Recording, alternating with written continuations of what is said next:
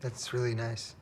You know, I did have the FBI put that bag over your head. They don't do that. The CIA does, but I made them do it. You know, I had a feeling. I really did.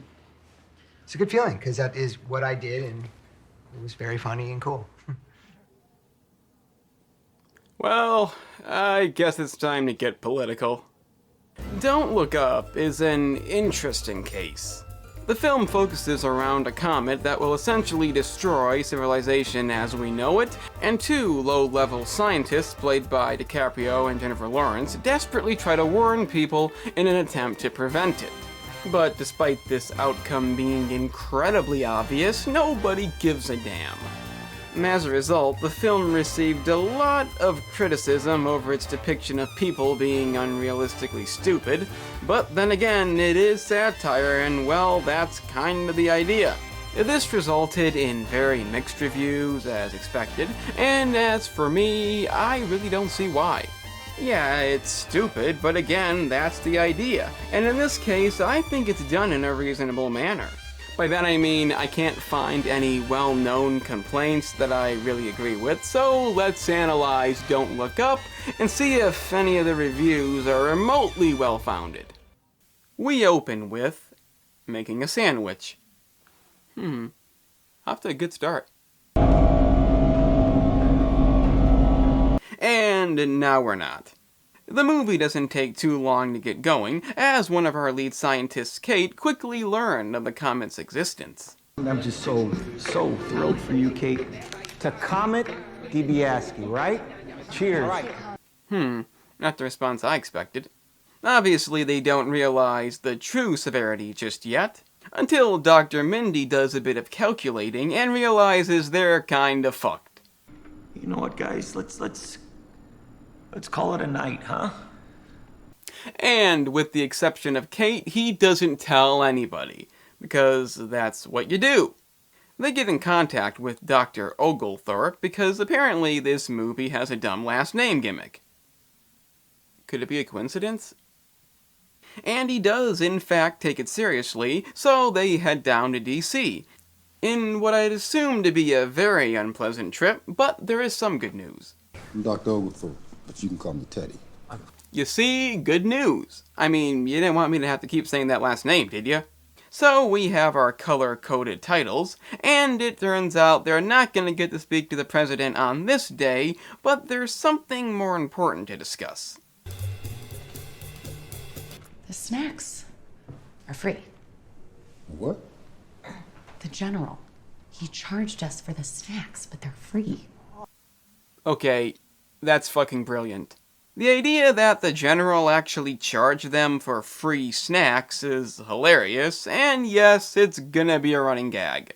The quality of the running gag, well, we'll have to see. Doesn't really make any sense for her to care about that, considering her personality in the previous scene, but still, it's pretty damn funny. They finally speak to the president the next day, and look, it's a female.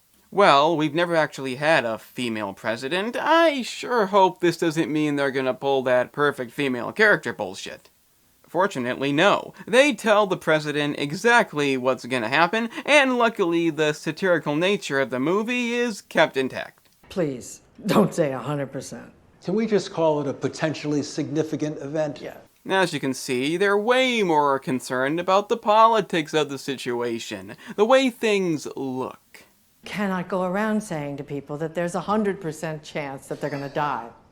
You know, it's just nuts. Yeah, the whole midterm thing doesn't really link up, so they kinda blow it off, and tell them not to say anything to anyone.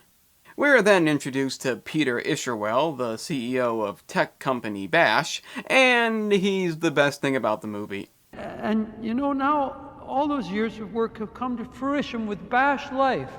Our new Bash 14.3 phone. And this scene in which he's showing off a phone that will essentially read your mind and do things based on it, again has a lot of great moments. His reaction to the phone-selected video, outright telling the kids they can't speak, and this line. I love you, Peter. Are you sure that the video of the puppy on the rooster is optimizing our... It really just couldn't fit better. Anyway, Randall and Cate decide to leak what they know to the media, despite being told not to, and end up on a morning talk show. You guys discovered a comet? That's so dope. I have a tattoo of a shooting star on my back. Yeah, this could only go well. They explain to them that it will in fact destroy more than just one house, but... The entire planet. Okay, well, as it's damaging, will it hit this one house in particular that's right on the coast of New Jersey? It's my ex-wife's house. I need it to be hit. Well, if you're really lucky, she would have just had the house redone. And that'd be ironic, wouldn't it? The sheer stupidity of this causes Cate to have a bit of a meltdown and walk off, and I do realize it's a bit overdone. I didn't laugh at this too much. Hey man, my brother has bipolar disorder, so if you ever need anyone to talk. And that makes up for it. A bit offensive, but it is what it is. And yes, I do think in real life what they did would be enough to get people's attention, but again, satire, suspension of disbelief. I think that's the idea here. However, it does result in Cate becoming a meme. And unfortunately, I don't have to suspend my disbelief for this. Is that even allowed on the internet, or I think that's Photoshop, Cate? Yeah, it's a pretty accurate description of today's society. It's kinda sad. This is fucking sick. If that wasn't bad enough, the head of NASA has essentially debunked the whole thing, putting an end to this endeavor. And it turns out Cate's boyfriend is kind of a dick. That's my boyfriend just broke up with me. Now hold on, it says he slept with you, not somebody else. And besides, it could mean it in a nice way. But it seems like it would take a miracle at this point to turn things around. President Orleans sent her Supreme Court nominee a cell phone picture of her private parts. What the fuck good is that gonna do? Oh, right, an affair, meaning she'll have to help them to increase her popularity. But first, the return of the movie's funniest gag. Watch out for him, he'll charge you for free shit. Oh, please tell me that's not the end. But yes, they now have no other option but to apologize and help stop the comet. And again, it is a bit odd how she calls out the exact reason why the president did this, in which she has no problem agreeing, and then she acts all relieved again. It doesn't flow right. It's like something's missing. I didn't vote for you. I will be 100% behind this effort, no matter how offensive I may find you. She just admitted she only did this because she had to. What's the point of saying that? But obviously, just stopping the comet isn't good enough. They must make it look good, show people what they want to see. Like getting an unhinged veteran to fly the ship, and take on the role of the hero. Even though they can just do it remotely. And apparently Randall has gotten used to the whole looking good thing, as if he already hasn't, and cheats on his wife. Because I guess somebody in this movie has to be cliche. But at least they're dealing with the whole comet thing. Even Peter showed up. That's a good sign. It looks like it's turning around. No, it's not. It's a course correction. It's pretty standard. I was in the Navy. You're probably wondering what the fuck just happened, but first, this line. He's the guy that bought the Gutenberg Bible and lost it. It speaks for itself. But it turns out they're not going to blow it up because the comet contains some of the world's most valuable minerals for cell phones and computers, which are apparently becoming hard to find. Yeah, they may all die, but it is what it is. Now, back to the important stuff. He's a 3-star general. He works at the Pentagon. Why would he charge us for free snacks? This joke. It's genius. It's never gonna get old. But they're not really gonna let everyone die, cause they have a new plan to turn the big comet into little comets, using their advanced technology, and steer it away from civilization into the ocean. Poverty as we know it, social injustice, loss of biodiversity, all these multitudes of problems are just going to become relics of the past. Okay, don't know how they went from computers and phones to all that stuff, but this guy is in fact hilarious. So, I'll let it slide. interplanetary, interstellar, intergalactic existence for the human race. Randall is easily seduced by this, so Cate tells everybody what's going on. And they take it well.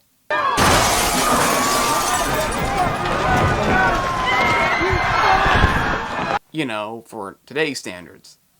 So she's arrested and taken off the grid, which is a bit anticlimactic, but she's let go, as long as she agrees to keep her mouth shut. Despite this, her own parents won't let her in the house, which is unfortunately not that uncommon. And meanwhile, Randall is busy being an asshole, and finally gets caught cheating. I guess I'll just tell your sons that Dad's fucking the lady on our television. Serious, depressing, and comedic. Oddly enough, Peter actually calls Randall out on his bullshit, which is saying something, and Cate has a new love interest, Yule, who won't really affect anything, but still pretty funny. So Randall decides his time in the movie as a giant dick has gone on long enough, and tells everybody on TV that this might not be a good thing. Comet the size of Mount Everest, hurtling its way towards planet Earth, is not a fucking good thing! Then what the hell happened to us? So he's off the grid too, the meaning of which is still unclear. And that being said, back to the important stuff. It's like he knew eventually that I was going to find out that the snacks were free. Right. You know what I mean? So it was just like a power play. And thus ends the best part of the movie. Not that the movie's bad, but it's still the best part. But look at that. The comet that's going to destroy life as we know it is now within view. Meaning all anybody has to do is look up and see it. Which doesn't really change anything because the plan to destroy the comet was already well known. I don't see why seeing it changes anything. Every single man, woman, and child on this planet is going to die. I don't like him. He makes me sad. I'm sorry, Belle. See, even the kids knew there was a plan, and how the fuck did he get on that show? So this leads to a bit of division, two separate sides. The ones that say just look up, and the ones that say don't look up. And I know that some people think the idea of literally refusing to look up is just too stupid, but again, I still look at it as satire.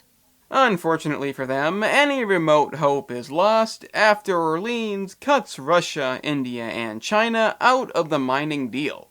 They did attempt their own joint effort to deflect the comet, but that went badly, so now their only hope is Bash. Meaning they're fucked. So cut ahead a bit, and they essentially accept their fate, going about their life normally with the time they have left. Along with Yule, Teddy, and his wife, who forgives him. As for the mission... Well, how many can we lose? How many more?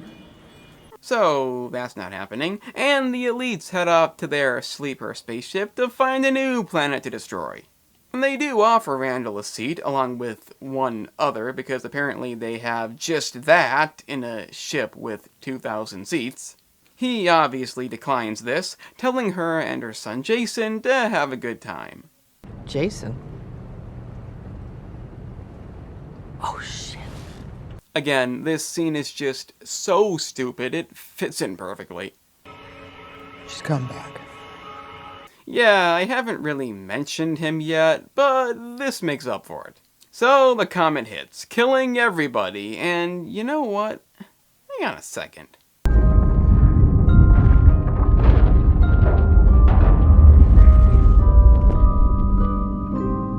Huh. Black guy died first. Have you learned nothing? As for the elites, they emerge from their capsule naked for some reason. And apparently when Peter said he knows how you're gonna die, he wasn't kidding. That's disgusting. What is that thing? I believe that's called a brontorod. Yes, that was foreshadowed. Whatever you do, don't pet them. And with that, we have a pretty perfect ending. Apart from one final scene showing us that Jason somehow survived, which again makes absolutely no sense, but I guess it's still pretty funny. And that was Don't Look Up, and I liked it. As far as the main criticism of people looking unrealistically stupid, I don't agree with it. I know it wouldn't really happen this way, maybe something close to it, but I stand by the fact that that's the idea. It may be a politically themed movie, but again, satire. I keep saying this, but that's the whole point, and that criticism makes no sense. Apart from that, it's pretty damn funny. You can ignore the theme completely and just watch it for the comedy alone. It's really well done. I showed off some of my favorites like the free snack running gag, but there's a lot of others, and as a comedy, it definitely succeeds. Not to mention the character of Peter Isherwell. Really nails the movie's tone. It may have a runtime of just over 2 hours, but I feel it's entertaining enough that it doesn't feel unjustified. There are a couple of plot holes here and there. I still don't know what the comet being visible has to do with their supposed plan to stop it, and Cate's personality is kind of off in certain scenes. But these complaints are minor at best, and the pros definitely outweigh them. I love the film's portrayal of social media and the effect it can have on today's society, and the ending in which the main characters come together and die with content, while the elites essentially fuck up everything, save only themselves, and assumedly die a painful death is, in my opinion, a pretty perfect ending. Obviously, anything like this is going to offend some people, but a positive rating of around 50% is in this case a bit ridiculous and unfair. But then again, the movie is called Don't Look Up, which essentially means don't face reality. So, maybe that's the idea. I am the analyst, and remember, kids. Well, in this case a lot, so I guess the best thing to take from this would be, lay off social media. So, you made it to the end, an impressive feat indeed. Since you managed that, consider checking out the gaming channel, in which I cover a variety of gaming topics, like in-depth gameplay, and analysis videos like this one. If you want to see that, then press the link in the description. It's that simple.